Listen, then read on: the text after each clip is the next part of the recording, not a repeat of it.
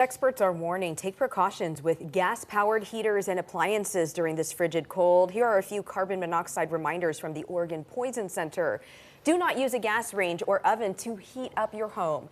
Do not use grills or portable stoves inside your home, tent, or camper.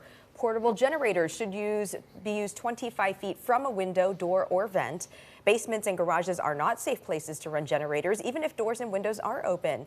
And think about ventilation if you've got a wood stove, too.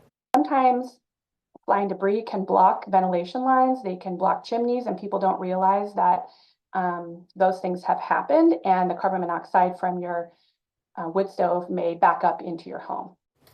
So the Oregon Poison Center manages 200 cases of carbon monoxide poisoning every year. The agency says now is a great time to check your carbon monoxide detectors and to make sure that your batteries are working.